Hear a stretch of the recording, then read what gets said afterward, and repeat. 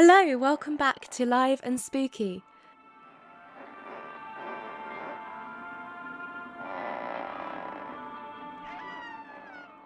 Here we are at the final episode of October. If you've been with us all month, congratulations on surviving. And if this is your first time tuning in, welcome. We've been serving up horror fiction all month long. 2 stories per episode, twice a week, with author insights and listener discount codes. So today we are closing out the month with 2 novels. Justin Holley's Unseen Gods and Ramsey Campbell's An Echo of Children. These are fully fledged horror stories and both came out within the last few weeks. So as I think is only right in the week of Halloween, you are in for some brand new scares. We're beginning with Unseen Gods by Justin Holley, a chilling cabin in the woods story. After winning an old explorer's box at an auction, a couple discovers case files about a vanished hunting party from the 90s. Their search for answers soon stirs up something that probably should have stayed buried. Before we dive into the excerpt, let's hear from Justin.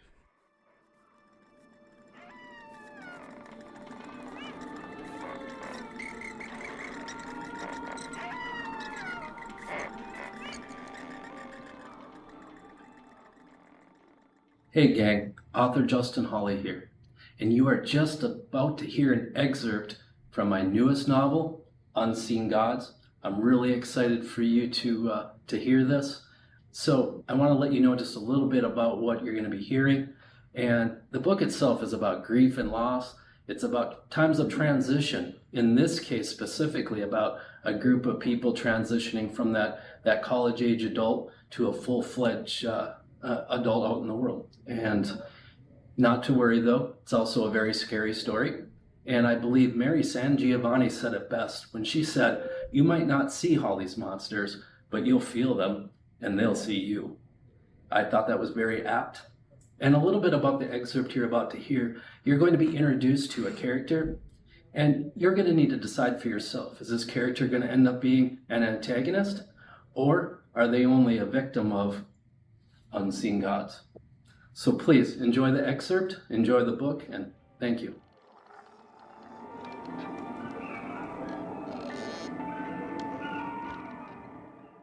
Let's set the scene. Read by Amanda Benzecry, here's the prologue to Unseen Gods, featuring a fireplace, a godly voice, a butcher knife, and a cat.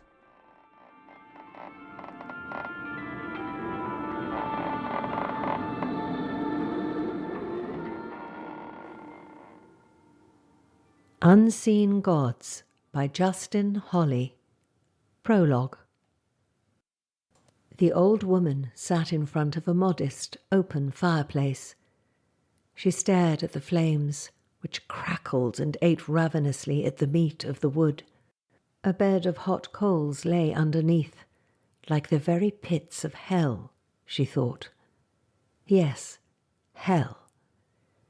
She ruminated a lot about hell, and how to avoid the taloned clutches of the evil one's minions, especially since they were crying around her all the time, trying to tempt her.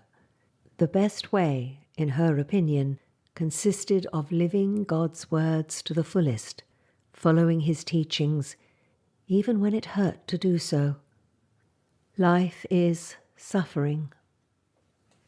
A small grey cat, a tabby, lay on a black oval rug next to her rocker. The feline also enjoyed the heat from the fire. Its eyes were closed, and a gentle purr rumbled from deep inside. A rather large butcher knife lay in the grip of the woman's right hand, which in turn rested on her right thigh. The knife glistened with firelight and hummed with intent. She heard the voice again, the same one she had heard at various points throughout the day, the voice of her God. It came from the flames, and it said, "Your salvation lies within your obedience to me." "Nay, I shan't see my way to such a vile act." "You would not make one small sacrifice to me." In my name?" The voice sounded like thunder now, rage with a petulant undertone of incredulity at her possible denial of its will. The old woman shuddered, her breath hitching in her chest. "What purpose would it serve you?" "The observation of your obedience. Mine is not to be questioned or judged. Yours is to act when I say the action carries merit.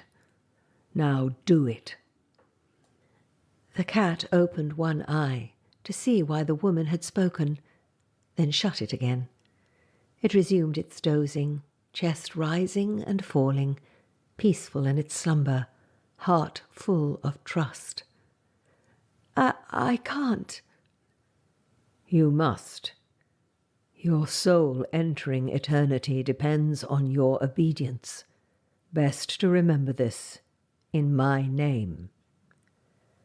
The knife rose from her thigh, and she looked at her own reflection in the blade.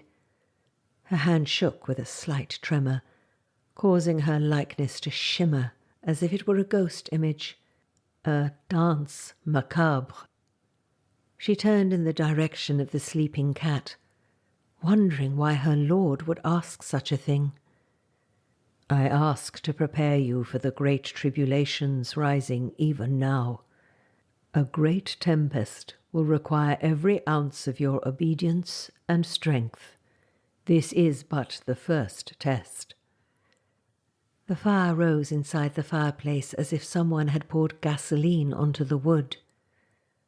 "Do you possess the strength to act as my martyr?" Yes." The answer came as a whisper. She thought of her lonely existence, alone since her mother finally passed from age, her father long dead, a victim of the logging industry as so many were before him. A tear slipped down her cheek. She brought the tip of the knife to rest just above the slumbering feline. "Good," the voice said. The old woman thought she heard a note of levity in the response, of amusement, and wondered if her grief meant anything at all to her god. "Probably not. I'm nothing but a pawn, a chess piece in a grand cosmic game." She didn't care. Her reward would come in the after. She would forfeit her conscious life for a better one in heaven. The cat would wait at the gates for her. They would be reunited, along with her mother and father, possibly even the dog her father ran over with his work truck all those years ago. The knife shook in her hand, so the old woman took a deep breath. She steadied herself and prepared to plunge the knife into the flesh of the cat, sacrificing the warm, loving creature as a testament to her faith. She imagined what the sensation would feel like as the hard, sharp blade entered the soft body of the cat. One more breath, and she lowered the tip of the blade until it almost touched the fur above the fragile rib cage. When the cat inhaled, the chest rose until the tip of the blade disappeared into the fur, but not yet into the flesh. The woman brought her hand to the butt of the knife, ready to plunge hard. She wished for a clean kill, no suffering, no squalls of pain, no looks of betrayal in those beautiful green eyes. The woman resigned herself and prepared for the final push. It wouldn't take much. More tears slicked her cheeks. She could feel the moisture in the hidden, sodden fissures of her aged body. Her muscles tensed as she bunched her shoulders to strike. At the crucial moment between pause and plunge, the voice shouted from the fire. "Stop! You may put the knife down." The woman's heart raced. Then she looked at the knife as if it bit her. She threw it at the base of the hearth where it rattled around until going still once more. How close she had come to harming the only living creature in her life. The cat raised its head to figure out what made the noise, then turned upside down to return to sleep. "Oh, thank you, God, thank you. Just like the story of Abraham and Isaac. I am grateful, Mighty One. Thank you." "You will yet make use of the knife. Soon, upon the moonlight, a serpent will come to you in the night." "Not a ram, as in the Bible story." A part of the woman felt cheated by the replacement of the ram with a disgusting serpent. She felt it a diminishment of the story. "Nay, a serpent, which will want the spread of your womanhood and would suckle at your tit. You will take no pleasure from the evil, but destroy it with the very knife with which you would have taken the cat's life. The knife now has power. Do this in memory of me." "Yes, my lord, I shall do as you command." "This is only the beginning. I will expect much more in the coming days. Fortify yourself with resolve, as the letting of blood is now upon us." "Yes, my lord." She reached to the floor opposite the cat and lifted a short, well-used leather whip. Even by her standards, the device appeared cruel, with 3 tails tipped with wire barbs. She set the torture device in her lap and removed her blouse, exposing the flesh of the top half of her body. The heat from the fireplace wrapped around her breasts and back. She lifted the whip over her shoulder and let it fly with a vicious arc that brought the tails down on her exposed back. Chunks of her skin clung to the barbs, and blood trailed down her back, then dripped to spatter the well-stained floor. She didn't cry out, but took her penance in well-trained silence. Life is suffering, indeed.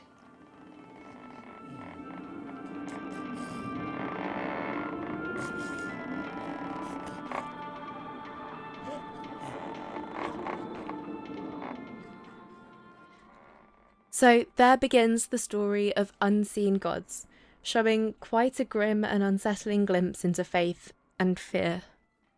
One last note to leave you on for this book comes in the tagline itself. Careful what you search for. You may just find it. The next horror novel we are featuring in this episode is An Echo of Children by Ramsey Campbell. How to sum up Ramsey? He's a horror writer who has been in the game for 60 years and an inheritor of the Lovecraftian tradition, and also a recipient of more awards and prizes than any other author in the genre. His work has featured on the podcast before. Have a listen to episode 13, Screams of Nightmare, for one of his short stories, and we have published so many of his novels. The latest, An Echo of Children, features the paranormal and the uncanny in his typical style, but what resonates more in this novel is Campbell's focus on the intimacy and the intensity of human complexities. He explains it best himself, so I'll pass over to Ramsey's introduction now.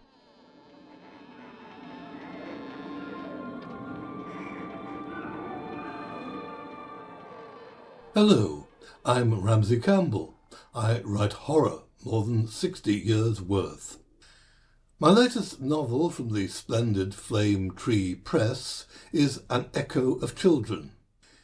It's my belief that attempts to exorcise children are a form of child abuse, frequently lethal and far too often fatal.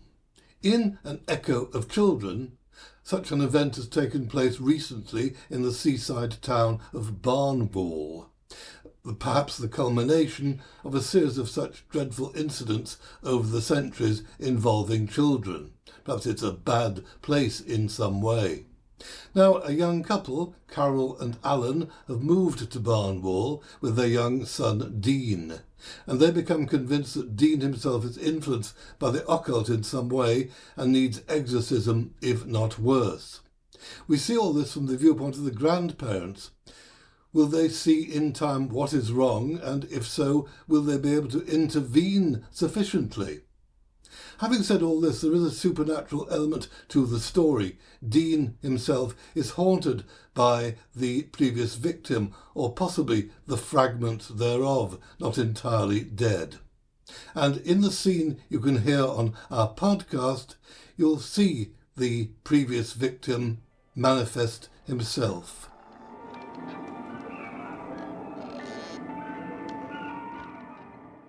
The excerpt we're about to listen to is from Chapter 7, read by Nathan Chatelier. It features a family trip to the fairground, but this is Ramsey Campbell, so nothing is innocent.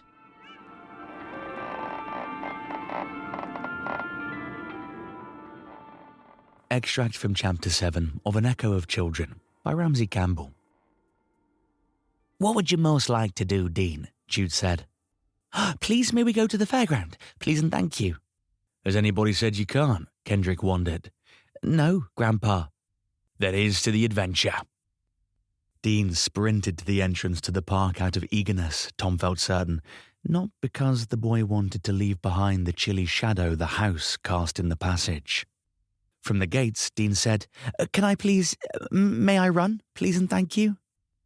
"Remember the drill," Kendrick said, "just as far as we can see." As Dean set off on a solitary race, his grandparents trotted or limped at a clip in pursuit. On their way past the playground, Tom glimpsed a child sailing down the slide, having left his head at the top to watch. No, the head belonged to a boy who'd dealt his friend a push and was craning over the edge to observe the result. Dean loitered at the nearest mound and kept pace with his grandparents as far as the next clear stretch of path, then dashed from hillock to hillock. Tom thought the truncated sprints suggested bids to escape, but could hardly blame the boy for wanting to outrun his plodding relatives. "Hand, Dean," Lee said as they reached the lower gates, and Tom told himself that she meant their grandson had to hold hers. Could mean nothing else. When he heard faint childish cries, he had to remind himself that they were coming from the fairground. They rose like a celebration of the final week of the summer holidays as the family made their way downhill. Seafront shops rattled wind-blown toys and souvenirs, challenging the grandparents not to buy Dean any of them, but he urged Lee past them. "Let's see what they'll let you on, Dean," Tom said, only to feel as though he was trying to restrict the boy on Coral and Alan's behalf. He meant the column marked in inches at the entrance to the fairground. "No tiptoes, lad," an attendant burly enough for a bouncer warned Dean as the boy ran to the post. "Keep them feet flat down." Tom watched Dean try to hide a bid to stretch an extra inch and had a sense that the boy was attempting to grow more of a head. The notion almost roused a memory that could only be a dream, and he put it out of his mind. Dean's stature barred him from the rides the shrieks were coming from, but a roundabout prompted a contented grin. As a horse bared its glossy painted teeth while it elevated Dean and bore him away at a paralysed canter, children's heads bobbed up and down on the far side of the carousel. The spinning mass of steeds must have confused Tom, leading him to expect more children to sail into view around the ride than did. A siren, loud and harsh enough to signify some lethal damage, brought Dodgems to a halt. Since an adult had to drive Dean's vehicle, Tom volunteered. Several adult drivers were chauffeuring young passengers, if not using them as an excuse to revert to youthfulness. When the siren howled again, Tom strove to avoid the other cars until Dean pleaded for some thumps. Each impact throbbed up Tom's leg, replenishing a generous selection of aches. Once, he thought he glimpsed a small figure leaping from its seat to be flattened in the midst of a collision. It must have been a shadow thrown by the indoor lighting that flared at the tips of poles overhead. When the siren released him, Tom limped to sink onto a bench near the scaled-down roller coaster Jude and the Bentons took Dean on. Some of the slopes the train laboured to ascend were impressively ominous, and the plunges they portended earned girlish cries from both women. As the train raced down the steeper section of the track, a boy behind Dean craned his head backwards so far that he seemed to have none. He must have disembarked on the opposite side of the train from the platform, since Tom couldn't see him when the riders left the roller coaster. Dean climbed on the roundabout while his grandparents recuperated on the bench. Tom kept observing a boy crouched so close to the neck of his steed that his head was nowhere to be seen, but he must have straightened up each time the horse came around to the bench, whichever child he was. "Would you like to go in the maze?" Lee said when Dean ran to rejoin them. "Yes, please and thank you." Its glass corridors feigned straightforwardness. Dean had to be deterred from running ahead to peer through the walls at his trudging guardians, a lark that lent him the appearance of a specimen trapped in a display case. The maze led to a hall of mirrors, where a boy was prancing in front of his reflection to separate it into restless fragments. A leg whose kick suggested bids to fend off an assailant, a hand wriggling like an impaled spider, a head jiggling above the stump of his neck. When the family managed to reach the mirror room, Tom felt oddly glad the boy had gone. As they left the maze by an exit far less distant from the entrance than Tom had anticipated, Dean said, "Please, may we go on the ghost train? Please and thank you." "Do you think Mummy and Daddy would want you doing that?" Lee said. The boy gave her a look so comforting it seemed to age him. "They're pretend ghosts, Nan. They aren't really real." "Well, that's me reassured," Lee said, still frowning at the ride. The toothy mouth that yawned around the entrance, the frieze of skeletons capering alongside the track, the quartet of two-seater cars grinning demonically at an unlit tunnel, as if they'd acquired faces that had been enlarged. "Is anybody giving it a miss?" she said. "I'll go on with Grandma," Dean said at once. Lee seemed to take this as a challenge. "I'll ride with you, Kendrick." "I'll pay for everyone," Tom said, apparently the only contribution left to him. Dean's gleeful vehicle lurched forward to lead the procession, and then the Bentons blundered into the tunnel. As Tom left the daylight behind, a spider caressed his forehead. No doubt it was the same simulated cobwebs that had drawn theatrical squeals from Jude and a few seconds later Lee, if indeed the strands were artificial. The sensation appeared to enliven the darkness, not to mention its denizens, the first of which, a glowing figure so emaciated it looked desperate to be fed, greeted the newcomers by raising its top hat, along with its relentlessly jovial head. "That's funny, isn't it, Dean?" Jude seemed to feel compelled to tell him. "It's not like a real one, Grandma." If this was meant as more of the reassurance Dean had offered Lee, Tom wasn't sure it worked, but he doubted anyone needed it. The ghost train's cut-price manifestations were unthreatening enough. A timidly swooping bat with embers for eyes, a cadaver chattering its teeth as if its lack of flesh had left it vulnerable to chills, a tentatively shuffling monster with a square green head that apparently needed a pair of bolts to hold it on. Tom presumed the effect he could have done without was inadvertent. The shadow the intermittent illumination kept producing, a variably incomplete silhouette that dodged across the dim walls to make its rapid, although ramshackle way ahead of the helpless procession to wait in the renewed dark. Given its size, he thought it could belong to Dean, even if he couldn't quite see how. Perhaps he might ask the boy to wave next time it showed up, just to confirm it would imitate him. But how could Tom explain? He was urging the shadow to reappear and verify his supposition when a spasm seized his chest. It felt as though he thought a pacemaker would feel, a fancy that persisted until it rang and said, "Alan." Everyone but Dean turned to stare, as if they were rebuking a noisy member of an audience. The skeleton that sat up in its coffin ahead of them might have been expressing disapproval, though its lack of eyes made it hard to tell. Had a shadow like an uninvited passenger darted away from the foremost car to hide in the dark? Tom was too busy quelling the ringtone to judge. "Alan," he said. "It's me, all right, but why aren't we seeing you?" "Sorry, why do you think you should?" You just said you could see me. Tom was seeing darkness that could hide any number of shadows, if not consist of them. No, the phone told me it was you. We're finished here. Everything's done that was needed, and we're looking for you. Where are you in the park? We aren't. We've gone adventuring. We didn't think you'd mind. Where? Just the fair down on the prom. Why didn't you tell us where you were proposing to go? Tom had begun to feel like a child accused of putting somebody younger at risk. I can't speak for anyone else, but I had the impression you just wanted us out of the house. Why should we have wanted that? Didn't Alan realise Dean could hear, or had he abandoned caring? So we wouldn't be in your way, Tom said, while you were having your lesson. I think we've learned all we need to know. So, whose idea was the fairground? Everyone's. You must have realised by now we like to keep an eye on our son. Why didn't you stay in the playground at the back? I think I may be speaking for everybody when I say we don't want to do nothing but sit all the time. We'd rather get out and about and see some of your town. I wouldn't call what you're doing much of that. Where are you now, exactly? On a ride.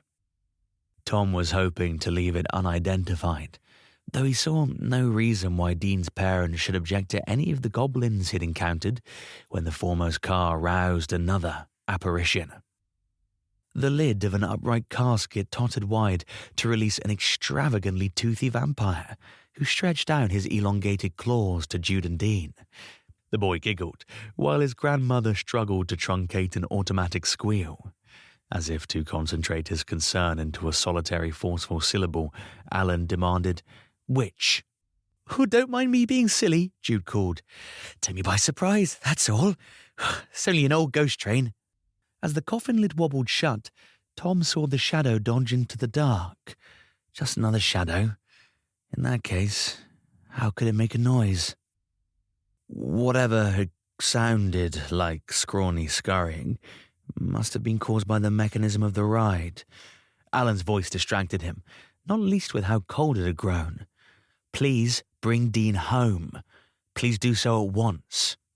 "I think we'll have to finish our ride first," Jude told him.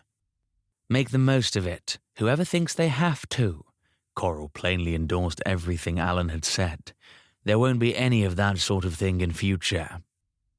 "We'll be waiting," Alan said, and terminated the call. Tom was pocketing the phone when Jude gave a genuine scream. She and Dean had vanished into blackness that looked not much less solid than a wall of coal, and Tom was glad Dean's parents couldn't hear him shout, "What's wrong?" "Nothing really, is there, Dean?" In a moment, the blackness engulfed the next car. Perhaps Lee was determined not to react, but Kendrick emitted a gasp he swiftly qualified with a laugh, just audible above a rush of rumbling that had already carried off Jude's voice. Tom had time to brace himself for the surprise, a precipitous unlit incline, like a display section of a roller coaster track. He went some way towards relaxing, until a hand clutched at his shoulder as though to detain him in the dark. It had to be yet another muscular spasm, which he left behind as the car bumped the exit doors open and coasted out of the ride.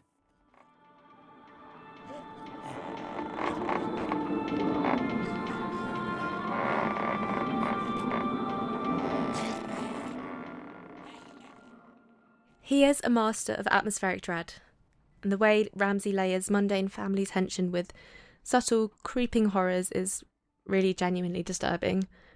And this novel is a perfect example of his uncanny gift for turning the ordinary into something so unsettling.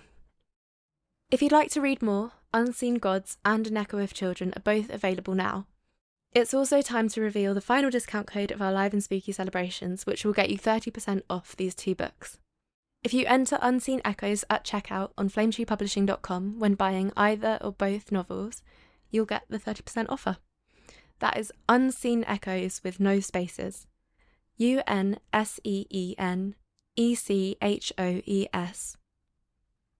Unseen Echoes. And there you have it. Your final Live and Spooky episode of October. We hope you've enjoyed listening to our month of horror and have discovered some fantastic new books to get stuck into while the rain is falling and the dark nights draw in. To wrap up, we want to say a huge thank you to all of the authors who have been involved in each episode, and to you for sticking with us as we keep celebrating the wonderfully weird world of fiction. I should also take a moment to mention that this is not only the last episode of Live and Spooky, but also the final episode of Season 1 of the Myth and Fiction podcast. We're taking a break to reset and come back better than ever, but not for long. We'll return in a Christmas special on the 23rd of December to kick off Season 2. In the meantime, please do keep sharing and supporting the podcast. We appreciate you all so much. Have a fantastic Halloween, and we will see you soon for Christmas festivities.